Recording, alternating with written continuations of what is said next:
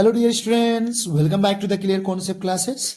दोस्तों, आज की क्लास में हम लोग पढ़ेंगे एरिया से रिलेटेड टू सर्कल, यानी एरिया से सर्कल से जुड़ी हुई एरिया के बारे में, है ना। तो दोस्तों, ये चैप्टर थोड़ा सा और ज्यादा इंपॉर्टेंट बन जाता है, इसलिए क्योंकि इसके बाद हम लोग एक और चैप्टर पढ़ेंगे जिसमें हम लोग सर्कल के बारे में ही पढ़ने वाले हैं, है ना। तो इसलिए आप इन सारी चीजों को बहुत ध्यान सुनिएगा ताकि आपका जो डाउट है वो क्लियर होता चला जाएगा, ठीक है ना।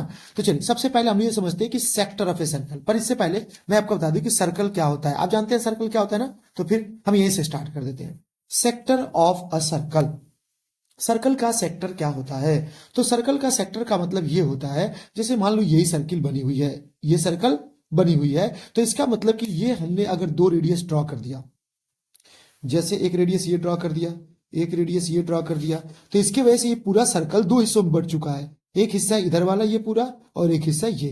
तो ये जो हमारे पास सर्कल यहाँ बना हुआ है, यानी जो सर्कल का ये वाला हिस्सा है, इसे ही हम लोग क्या बोलते हैं, देखिए इधर लिखा गया होगा, generally sector implies minor sector. यानी ये एक सेक्टर हो जाएगा और एक इधर वाला सेक्टर। तो ये जो सेक्टर होगा उसको मेजर सेक्टर, और इधर वाला जो आएगा उसे माइनर सेक्टर बोलते हैं। तो ये समझ में आ रहा है कि माइनर और मेजर सेक्टर क्या होते हैं। चलिए, अब ये जो सेक्टर होते हैं, इनका हमें अगर लेंथ निकालना हो, फॉर एग्जाम्पल कि जैसे ए से ए पी बी आप जो देख रहे हो, ये क्या है, एक सेक्टर है। ये क्या है, एक सेक्टर है, ये वाला, ठीक है ना। ये जो सेक्टर हमारे पास है, इस सेक्टर का अगर लेंथ हमें निकालना हो, तो इस सेक्टर का लेंथ कैसे निकलेगा, यानी सॉरी, सेक्टर मतलब आर्क लेंथ। ये सेक्टर ये पूरा बनेगा ना, तो सेक्टर में ये जो है हमारे पास आर्क है, तो इस आर्क का लेंथ कैसे निकलेगा। तो यहाँ पे दिया गया आपके लिए, मैं थोड़ा सा जूम इन कर दे रहा हूं ताकि आपको समझ में आए कि sector of length of arc, यानी आर्क का लेंथ कैसे निकालेंगे। तो इसके लिए मुझे एक बात बताइए, अगर इस पूरे सर्कल का मुझे ये आर्क लेंथ निकालना है, तो इसका फॉर्मूला क्या होता है, 2πr होता है बच्चा, ठीक है। और मान लीजिए कि हमने कोई दूसरा आर्क सेलेक्ट कर लिया, फॉर एग्जाम्पल इस आर्क को, इस आर्क की लेंथ हमें चाहिए। तो इसके लिए हम यहाँ पे देखेंगे कि सर्कल पे कितना एंगल बना है, वो angle divided by 360 into 2πr कर देंगे, तो उस समय पर आर्क लेंथ हमें मिल जाएगा। हम लोग आर्क लेंथ निकाल लेंगे। क्लियर हो रहा है कि नहीं। इस तरह से हम लोग आर्क लेंथ कैलकुलेट कर सकते हैं, ठीक है। तो देखिए यहाँ पे फॉर्मूला दिया गया है कि थीटा अपॉन 360 इंटू 2πr। बस आपको ये देखना है ना कि ये जो आर्क यहाँ पे है, उस आर्क की लेंथ अगर निकालनी है, तो इसके लिए बस आप यहाँ देखो कि यहाँ एंगल कितना सब्सटेंड किया गया। जो भी एंगल सब्सटेंड किया गया होगा वो एंगल अपॉन 360 इंटू 2πr, है ना। तो आर्क लेंथ निकल के आ जाएगा। जैसे इसका आर्क लेंथ चाहिए तो ये एंगल लेंगे, और ये वाला आर्क लेंथ चाहिए, देखो ये वाला आर्क लेंथ, तो इसके लिए क्या करना पड़ेगा, ये वाला एंगल लेना पड़ेगा, ठीक है कि नहीं। फॉर एग्जाम्पल सपोज करो कि हमसे एक क्वेश्चन पूछ दिया गया, ठीक है। सपोज करो कि हमसे एक क्वेश्चन पूछ दिया गया कि ये हमें एक सर्कल दे दिया गया, ठीक है। ये हमें एक सर्कल दे दिया गया, और हमने क्या किया, सर्कल के सेंटर से इस तरह से हमने ये एक सेक्टर सपोज कर लिया। इस सेक्टर का यहां पर एंगल दे दिया गया है 60 डिग्री, और हमसे ये पूछा जा रहा है कि ये ए मान लिया, ये बी मान लिया, इधर हमने एक्स के लिया, इधर हमने वाई के लिया। हमने कहा कि find the length of arc, arc है ना, ए वाई बी, ए वाई बी का आर्क लेंथ बताना है। तो इसके लिए आपको क्या करना है, वही एंगल फॉर्मूला लगाना है, थीटा अपॉन 360 इंटू पाई 2πr, ठीक है। ये फॉर्मूला लगाएंगे तो हमें लेंथ पता चल जाएगा। पर हमें तो इधर वाला लेंथ चाहिए, ये वाला, बात समझिएगा बच्चे। हमें तो ये लेंथ का आर्क लेंथ निकालना है, ठीक है, इस आर्क का लेंथ निकालना है। तो इसके लिए क्या करेंगे, इधर वाला एंगल देखेंगे, ये वाला। तो आपको तो पता है ना कि यहाँ पे टोटल एंगल जो बनता है वो कितना बनता है, 360, और इधर वाला एंगल अगर 60 है, तो इधर वाला एंगल कितना हो जाएगा, 360, सॉरी 300। तो ये हो जाएगा 300 अपॉन 360 गुणे 2πr। अब जो भी रेडियस की वैल्यू होगा यहाँ सब्सटीट्यूट कर देंगे, और पाई की जगह पे 22/7। इससे ये कैंसिल हो जाएगा, 5 से ये कटेगा हमारे पास, या 6 से कटेगा 5 बार में, 6 से कटेगा 6 बार में, यानी हमारे पास ओवरऑल आंसर क्या आ जाएगा, 5/6 इंटू 2πr, 2 से ये कट जाएगा 3 टाइम में, ये हो जाएगा 5/3 इंटू πr। बस सॉल्व कर लेंगे, इसका आंसर आ जाएगा। क्लियर हो रहा है कि नहीं बच्चे। तो इस तरह से आप कैलकुलेट करिएगा, इस बात का ध्यान रखिएगा। अगर आगे क्वेश्चन आएगा तो मैं आपको याद दिलाऊंगा, तो इसको ऐसे आप सॉल्व कर लेना, ठीक है ना। चलिए, तो अब हमने लेंथ ऑफ सेक्टर निकालना सीख लिया। नेक्स्ट हमारे पास आ जाता है कि उस सेक्टर का एरिया कैसे कैलकुलेट करेंगे। तो इसके लिए कह रहे बच्चा कि मान लीजिए कि हमारे पास ये ही एक सेक्टर हमने कंसिडर कर लिया, ये हमने एक सेक्टर कंसिडर कर लिया। इस सेक्टर का अगर एरिया निकालना है तो इसके लिए ये एंगल हमें पता होना चाहिए। ये जो भी एंगल होगा वो एंगल अपॉन 360। और सर्कल का एरिया कैसे निकलता है, तो आप जानते हो कि एरिया ऑफ सर्कल जो होता है बच्चा वो होता है हमारे पास पाई आर स्क्वायर। क्या होता है, area of circle pi R square. तो हम लोग क्या करेंगे, theta upon 360 into pi R square कर देंगे तो इस सेक्टर का एरिया निकल के आ जाएगा, इस सेक्टर का एरिया निकल के आ जाएगा। क्लियर हो रहा है कि नहीं। तो देखिए यही फॉर्मूला लगा करके और एक एग्जांपल ले लिया कि मान लेते हैं कि ये एंगल यहाँ पे 60 डिग्री बना रहा है और रेडियस 3 है, तो उस कंडीशन में एरिया हो जाएगा 60 अपॉन 360 इंटू पाई, ठीक है, आर स्क्वायर, आर की जगह पे 3 का स्क्वायर। ठीक है, तो ये सॉल्व करने पर ये हमारा आंसर आ गया है। ठीक है ना बच्चा। तो इस तरह से आप क्या कर सकते हो, इसे कैलकुलेट कर सकते हो, कोई दिक्कत। चलिए, तो दो बातें आपने सीखा बच्चा कि किसी भी सर्कल का सेक्टर का मतलब ये होता है कि अगर एक सर्कल के क्या कर दिया जाए, हम लोग दो रेडियस कंसीडर कर लिया जाए, तो ये दो रेडियस क्या करता है, सर्कल को दो अलग अलग सेक्टर में डिवाइड कर देता है, यानी दो अलग अलग भाग में डिवाइड कर देता है। एक होता है छोटा सा सेक्टर और एक होता है बड़ा सेक्टर। ठीक है, जिसको बड़े वाले को मेजर सेक्टर, छोटे वाले को माइनर सेक्टर। ठीक है, पहली चीज। दूसरी चीज कि हमने ये सीखा कि अगर ये आर्क है तो आर्क का लेंथ अगर निकालना है तो इसके लिए हमारे पास तरीका है कि ये एंगल पता होना चाहिए। अगर एंगल पता हो तो हम ये वाला फॉर्मूला यूटिलाइज कर लेंगे, आर्क लेंथ तो आ जाएगा। और अगर हमें एरिया निकालना हो सेक्टर का तो हम ये फॉर्मूला यूज कर लेंगे, सेक्टर का एरिया निकल के आ जाएगा। ठीक है ना, याद रहेगा। अब हम लोग बढ़ते हैं नेक्स्ट टॉपिक पर जिसका नाम है हम लोग पास सर्कमफेरेंस। क्या नाम है बच्चा, सर्कमफेरेंस। अब आप सबसे पहले मुझे बताओ कि पेरीमीटर और सर्कमफ्रेंस में क्या अंतर होता है बच्चा। पेरीमीटर एंड सर्कमफ्रेंस में क्या अंतर होता है, बताएंगे जरा कोई कि पेरीमीटर और सर्कमफ्रेंस में क्या अंतर होता है।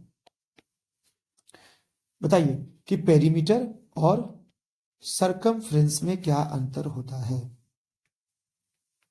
बताइए बच्चे। आपको पता है सर्कमफ्रेंस में क्या अंतर होता है, कोई नहीं।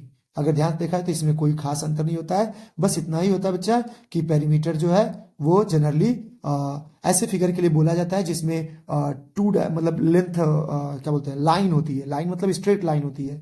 और जब हमारे पास ये कर्व लाइन आ जाती है तो अब उसमें सर्कमफ्रेंस का नाम दे दिया जाता है। तो इस कंडीशन में अगर यही सर्किल हमारे पास है, मान लीजिए, ठीक है, ये सर्किल अगर हमारे पास है, एक सेकेंड बस, ये सर्किल हमारे पास है। इस सर्किल को थोड़ा सा और हाईलाइट कर देता हूं मैं।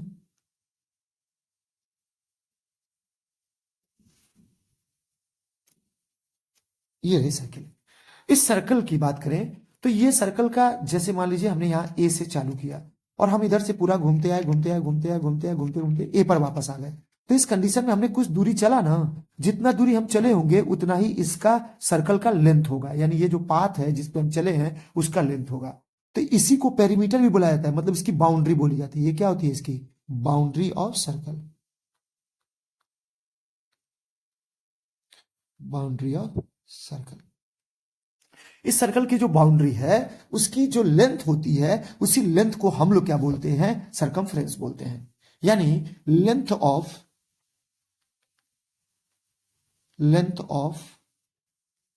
The boundary of circle is known as circumference, is known as circumference. बात समझ आ रही नहीं। तो इस तरह से हम लोग क्या करेंगे, इसके सर्कमफ्रेंस को याद रखेंगे कि सर्कमफ्रेंस का मतलब क्या होता है, क्योंकि बहुत लोग को ये नहीं पता ना सर्कमफ्रेंस क्या होती है बच्चा। और पता है इसी वजह से क्या होता है, हम लोग इस चीज को मिस कर देते हैं, है ना। इस बात को थोड़ा सा आपको ध्यान रखना है कि सर्कमफ्रेंस किसको बोलते हैं। अब ये देखिए कि सर्कल का अगर सर्कमफ्रेंस निकालना है तो उसका फॉर्मूला भी मैं क्या बताया हूं, 2πr। और अगर एरिया निकालना है सर्कल का तो क्या होता है, πr²। तो इन दोनों बातों को आपको याद रखना है। अब आइए जरा इनसे रिलेटेड कुछ इंपॉर्टेंट फॉर्मूलाज के बारे में बात कर लेते हैं। क्या दिया गया है, हीरोन्स फॉर्मूला कह रहा है कि अगर हमारे पास एक ट्राइंगल हो, कोई भी ट्राइंगल हो, for example scalene triangle, basically मान लीजिए ट्राइंगल है, तो इस ट्राइंगल में एक साइड हमारे पास ए हो गया, एक साइड बी हो गया, एक साइड सी हो गया, तो ये स्केलिन ट्राइंगल हो गया। इस ट्राइंगल के तीनों साइड अलग अलग लेंथ के हैं। अब इसका अगर एरिया निकालना हो तो इसका एरिया निकालने का फॉर्मूला होता है हीरोन्स फॉर्मूला। और हीरोन्स फार्मूला होता है area is equal to under root में s in bracket s minus a into s minus b into s minus c. जहां पे यस क्या होता है, तो यस को बोला जाता है सेमी पेरीमीटर। क्या बोला जाता है? Semi perimeter.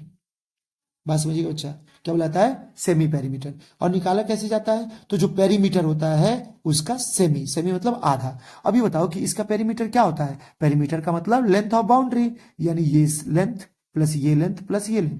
तो इन तीनों लेंथों का अगर हम सम कर लें तो उस कंडीशन में इसका पेरीमीटर निकल जाएगा। तो पेरीमीटर को 2 से डिवाइड कर देंगे तो क्या निकल जाएगा? Semi perimeter. और पेरीमीटर कैसे निकलेगा? ए प्लस बी प्लस सी से।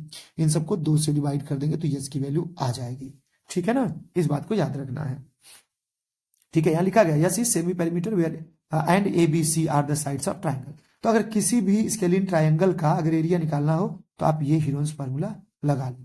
नेक्स्ट है एरिया ऑफ ट्राइंगल जिसमें बेस और हाइट दिया हो, बेस और हाइट दिया हो। फॉर एग्जाम्पल कि ये एक ट्राइंगल मान लिया बच्चा हमने, ठीक है, और इस ट्राइंगल में हमने क्या कर दिया, ये इसका हाइट मान लिया, यानी यहां पे 90 डिग्री बना हुआ है।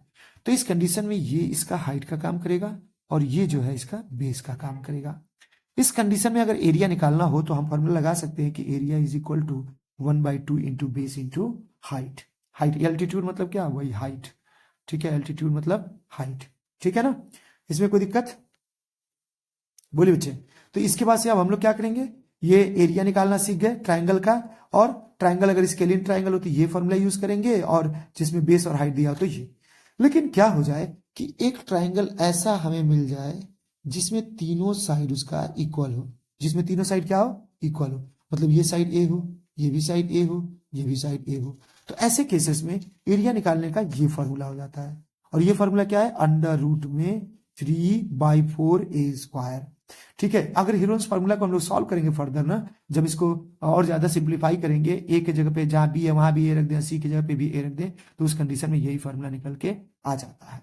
ठीक है ना, इस बात को आपको याद रखना है। तो एरिया ऑफ इक्विलेटरल ट्राइंगल क्या हो जाएगा? अंडर रूट में 3/4 ए स्क्वायर, जहां ए क्या हो जाएगा? इसका साइड लेंथ हो जाएगा। ठीक है, नेक्स्ट आता है एरिया ऑफ रेक्टेंगल कैसे निकालते हैं? तो लेंथ इंटू ब्रेथ। ठीक है, एरिया ऑफ स्क्वायर कैसे निकलता है? तो ए इंटू ए मतलब साइड स्क्वायर। कैसे निकलता है? ए स्क्वायर कह लीजिए, या आप लिख सकते हो साइड स्क्वायर। ठीक है, next length of diagonal of square of side a is equal to under root 2a। क्या होता है? Under root 2a। तो हम लोग क्या कर सकते हैं, यानी जैसे मान लो कि हमारे पास कोई square they they, for example मान लो ये एक स्क्वायर हमारे पास है। ठीक है, ये एक स्क्वायर है। ठीक है, अब स्क्वायर के अगर हमें क्या निकालना हो? डायगोनल निकालना हो। फॉर एग्जाम्पल ये हमने क्या दिया, ये डायगोनल है। तो इस डायगोनल की अगर लेंथ निकालनी है यल, तो इसके लिए यल इज इक्वल टू हमारे पास फॉर्मूला क्या दिया गया है? Under root 2a। Under root 2a। अब इसमें ए क्या है बच्चा? तो ए जो है वो स्क्वायर के साइड्स है। ए जो है वो क्या है? स्क्वायर के साइड्स है। ठीक है ना, तो इस बात को आपको याद रखना होगा, डायगोनल का लेंथ निकल जाएगा। ठीक है, अब आता है एरिया ऑफ रोम्बस। अभी रोम्बस का होता है जी, ये होता है काजू कतली, बोले तो ये।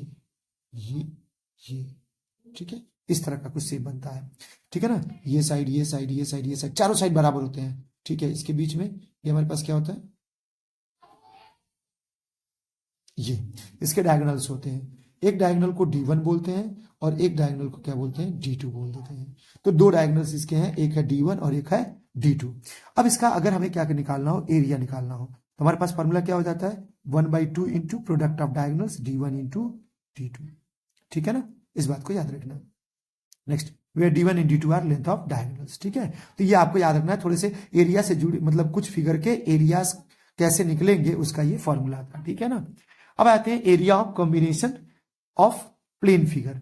अगर हमारे पास प्लेन फिगर है और उनका अगर कॉम्बिनेशन कर दिया जाए तो उनका कैसे निकलेगा उसके बारे में कह रहे हैं कि मान लीजिए कि ये हमारे पास एक फिगर है जिसमें एक स्क्वायर को दिखाया गया है और स्क्वायर के अंदर छोटे छोटे सर्कल्स जिनकी रेडियस स्मॉल r है उनको कट करके निकाला गया है।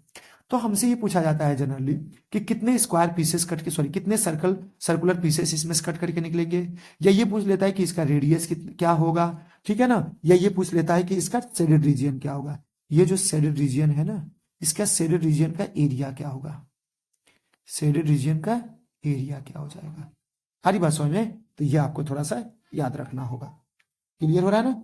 चलिए, अब मान लीजिए कि यहाँ पे जैसे कि इसमें एग्जांपल में दे दिया कि मान लीजिए भैया जी कि अगर एरिया शेडेड रीजन पूछ देता है तो क्या करते हैं उस केस में? तो उस केस में हम लोग एरिया ऑफ स्क्वायर, है ना, जो भी स्क्वायर यहाँ दिया गया है उसके एरिया में से हम क्या कर देते हैं, इन चारों सर्कल का एरिया माइनस कर देते हैं। तो ये हो जाएगा area of square minus area of four circle. तो एरिया ऑफ स्क्वायर क्या होगा, साइड इंटू साइड, तो 2 यूनिट है तो 2 into 2 minus 4 into area of 4 circle. तो एक सर्कल का एरिया हमारे पास कितना हो जाएगा, एक सर्कल का एरिया कितना हो जाएगा, ये हो जाएगा हमारे पास पाई आर स्क्वायर। एक सर्कल का एरिया कितना हो जाएगा, पाई आर स्क्वायर। अब यहाँ पे पाई और आर की जगह क्या रखा गया, 1/4। क्यों 1/4 रखा गया, जरा यहाँ ध्यान सुनिएगा, ये क्लियर हो गया तो सब क्लियर हो जाएगा। हमने यहाँ पाई और आर की जगह पे, है ना, 1 का स्क्वायर बाई ये क्यों लिखा है, मैं समझाता हूँ। देखो ये पूरा यहां से यहां तक क्या है, 2 यूनिट है। तो अगर यहाँ मिडिल से कट कर दें तो ये कितना हो जाएगा, 1 यूनिट, और ये भी हो जाएगा 1 यूनिट। अगर मैं इसका आधा कर दूं यानी यहां से यहां तक, तो ये क्या हो जाएगा हमारे पास, रेडियस आर हो जाएगा। अब ये रेडियस आर है तो ये कितना हो जाएगा, तो ये 1 का आधा होगा। यानी पूरे का ये जो पूरा लेंथ होगा, ये पूरा लेंथ हम अगर हम क्या मान ले, एल मान ले, ठीक है, एल मान ले, एम मान ले, कुछ भी कोई भी लेंथ, जैसे 2 यूनिट माना गया है ना इसमें, ठीक है, 2 यूनिट, तो ये कितना है 1/2। तो रेडियस कितना आ जाएगा, देखो ये पूरा लेंथ 1 था तो इसका आधा करेंगे ना, क्योंकि ये पूरा 1 है तो इसका आधा करेंगे तब ना ये लेंथ मिलेगा, क्योंकि रेडियस का मतलब सिर्फ इतना, रेडियस का मतलब सिर्फ इतना, और इतना क्या होगा, एक का आधा, एक का आधा यानी 1/2। तो ये हमारे पास क्या हो जाएगा, रेडियस आर। अब आर का स्क्वायर करना है ना, क्योंकि फॉर्मूला होता है पाई आर स्क्वायर, तो यहाँ पे पाई और आर की जगह पे 1/2 और उसका स्क्वायर, ये हो जाएगा पाई बाई 2 के जब क्या रख देंगे 4, ये हो जाएगा पाई/4। तो यही आएगा पाई/4। चूंकि 4 सर्कल है इसलिए 4 से मल्टीप्लाई किया गया इसमें, और सॉल्व करेंगे तो हमारे पास ये आंसर निकल के आ जाएगा। यानी कुल मिला के जो एरिया ऑफ शेडेड रीजन है उसकी वैल्यू कितनी हो जाएगी, यानी उसका एरिया कितना हो जाएगा, 4 माइनस पाई। ठीक है ना? तो इस तरह से निकाल सकते हैं। और भी अभी और आपको ना क्वेश्चंस कराऊंगा, बोर्ड क्वेश्चंस जो कराऊंगा ना, तो उसमें आपको बोर्ड क्वेश्चंस में इससे रिलेटेड बहुत सारे न्यूमेरिकल सॉल्व कराऊंगा। ठीक है ना? चलिए अब आते हैं एरिया ऑफ सेगमेंट। क्या है बच्चा जी, area of segment. Area of segment का मतलब ये है कि जैसे मान लीजिए ये हमारे पास क्या बना हुआ था, एक सेक्टर बना हुआ था ना, इस सेक्टर में ये अगर लाइन की बात करें, यानी अगर हमारे पास कोई भी एक कॉर्ड है, कोई भी एक कॉर्ड है बच्चा, और उस कॉर्ड का हम क्या करना चाहते हैं, कॉर्ड क्या करता है वैसे, कॉर्ड जो है वो सर्कल को 2 इक्वल पार्ट में डिवाइड कर लेता है। कॉर्ड क्या कर लेता है, सॉरी इक्वल पार्ट में नहीं, कॉर्ड जो होता है वो सर्कल को 2 पार्ट में डिवाइड कर लेता है। फॉर एग्जाम्पल जैसे ये हमने एक सर्कल मान लिया, ठीक है, इस सर्कल में हमने एक कॉर्ड ड्रॉ कर दिया, तो इसकी कॉर्ड की वजह से ये सर्कल 2 सेगमेंट में बट गया। इसको हम लोग कहते हैं मेजर सेगमेंट, और इसको हम लोग बोलते हैं माइनर सेगमेंट। क्या बोलते हैं, माइनर सेगमेंट। ये आपको याद रखना है, ठीक है, माइनर सेगमेंट। ठीक है, अब यहाँ पे बच्चे ये जो सेगमेंट बना हुआ है, तो अगर इसकी एरिया चाहिए, फॉर एग्जांपल जैसे यहाँ पे एक सेगमेंट बन गया, अब इस सेगमेंट का हमें एरिया निकालना है, तो हम क्या करेंगे, पहले इस पूरे सेक्टर का एरिया निकालेंगे। पूरे सेक्टर का एरिया कैसे निकलेगा, इस फॉर्मूले से। जब इस सेक्टर का एरिया इससे निकल जाएगा तो हम लोग क्या करेंगे, इस ट्राइंगल का एरिया निकालेंगे। देख रहे हैं कि नहीं बच्चा, आप देखो यहाँ पे ये एक ट्राइंगल, इस ट्राइंगल का एरिया निकालेंगे, और पूरे इस सेगमेंट में से, सॉरी इस सेक्टर में से इस ट्राइंगल की एरिया जब माइनस कर देंगे तो इस सेगमेंट की एरिया निकल के आ जाएगी। तो देखिए area of sector minus area of triangle, तो ये सेगमेंट का एरिया आ जाएगा। इस बात को खास ख्याल रखिएगा क्योंकि ऐसे क्वेश्चंस बहुत ज्यादा आने वाले हैं। ठीक है ना? नेक्स्ट ये एक फिगर देखिए, जैसे ये हम लोग किए हैं एक क्वेश्चन, वैसे ये भी है। ये करें कि एक स्क्वायर है जिसका साइड लेंथ कितना है, 10 यूनिट। अब आपसे कहा जा रहा है कि ये जो शेडेड रीजन है इसका एरिया निकालो। तो आप मुझे एक बात बताओ, इसका शेडेड रीजन का आप एरिया निकालोगे कैसे? तो ध्यान सुनना, हम लोग क्या करेंगे, यहाँ मैं थोड़ा सा जूम कर देता हूँ थोड़ा समझाने के लिए आपको, ठीक है ना, थोड़ा समझाने के लिए। मैं क्या बोल रहा हूँ कि ये हमारे पास एक सेमी सर्कल होगा, ये एक सेमी सर्कल होगा, ठीक है, ये एक सेमी सर्कल होगा, होगा कि नहीं, 2 सेमी सर्कल।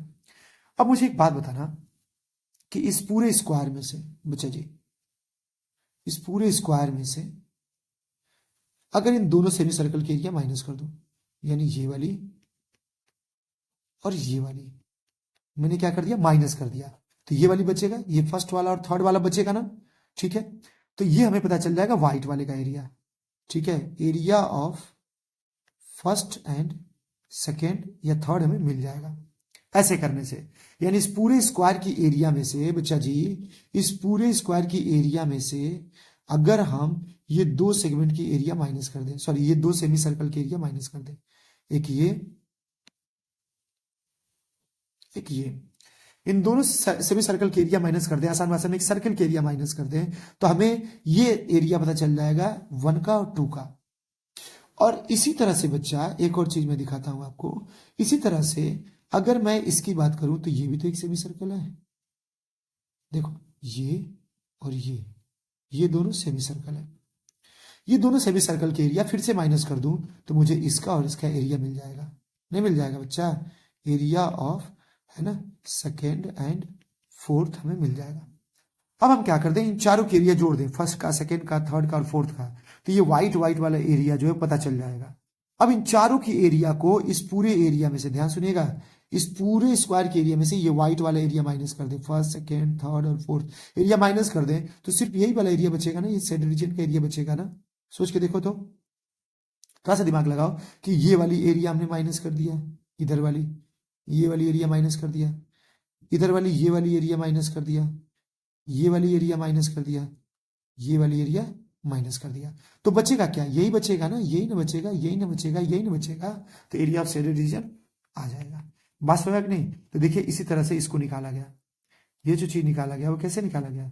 इसी तरह से। बात समझ में आ रही कि नहीं बच्चे? तो ये याद रखना है, ठीक है ना?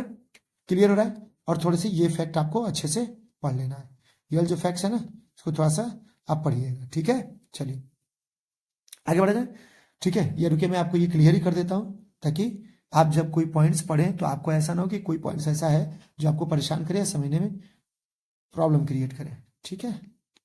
देखिए पहला पॉइंट क्या कह रहे बच्चे, इसको थोड़ा सा पढ़ा जाए। पहला करे कि if two circle touches each other externally then the distance between their center is equal to the sum of their radii. मतलब ये कहना चाह रहे हैं कि मान लो कि एक सर्कल ये हो गया और ये एक सर्कल हो गया, ठीक है? ये दोनों सर्कल एक दूसरे को टच कर रहे हैं। थोड़ा सा और बड़ा बना दूं क्या समझने के लिए? हाँ ठीक है। हमने कहा कि एक सर्कल हमने ये बना दिया, ठीक है? बड़ा गंदा सर्कल बनाते हैं नहीं,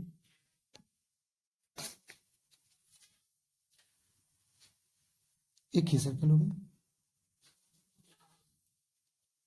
एक ये सर्कल हो गया,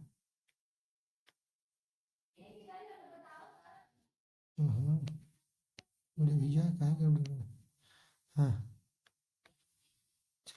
मतलब दोनों चिपका हुआ है, ठीक है? थोड़ी देर के लिए।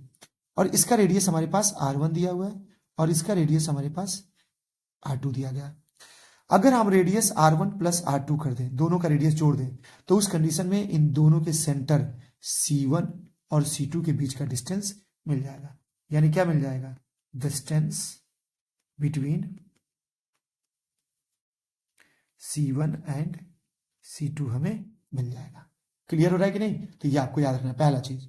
तो ये पहला वाला बात बोला। दूसरा क्या बोल रहा है? If the two circle touches each other internally then the distance between their center is equal to their difference. अब इसमें ये कह रहा है, इसको हटा देते हैं, समझते हैं फिर से एक और पार्ट, कि अगर हमारे पास दो सर्कल्स हैं, एक सर्कल दो सर्कल, एक सर्कल जिसका रेडियस R1 है और दूसरा सर्कल जिसका रेडियस R2 है। तो अब अगर ये पूछा जाए हम लोग से कि इन दोनों के बीच का डिस्टेंस कितना होगा, इसको हमने C1 कह लिया, ठीक है? ये कलर आपको शायद दिखाई नहीं दे रहा होगा, ठीक है? इसका रेडियस R1।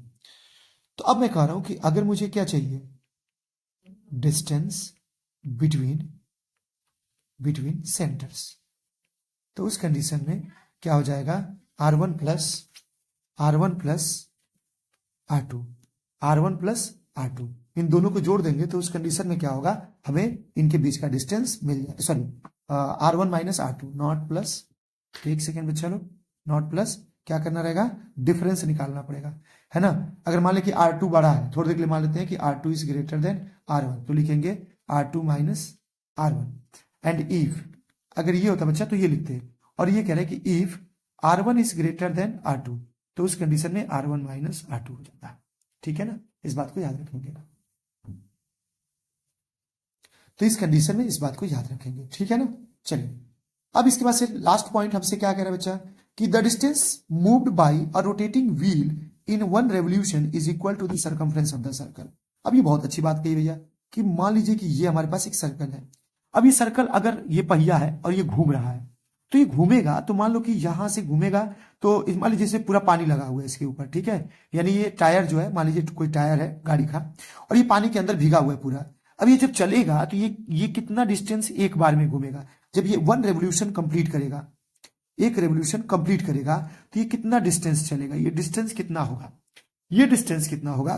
तो मान लीजिए कि हमने इस पॉइंट से ये जो डिस्टेंस आप देख रहे हो, ये जो भी लेंथ आएगा उतना ही दूरी तो चलेगा। और आपको पता है कि यहां से ये जो डिस्टेंस होगा, ये जो डिस्टेंस होगा, ये डिस्टेंस कितना डिस्टेंस होगा, ये वही डिस्टेंस होगा जो कि ये जो डिस्टेंस होगा, ये डिस्टेंस को हम लोग क्या बोलते हैं, सरकमफ्रेंस। याद करिए बच्चा, और सरकमफ्रेंस इज इक्वल टू क्या होता है, 2πr। इसका मतलब कि जितना ये डिस्टेंस चलेगा वो distance d is equal to हो जाएगा 2πr।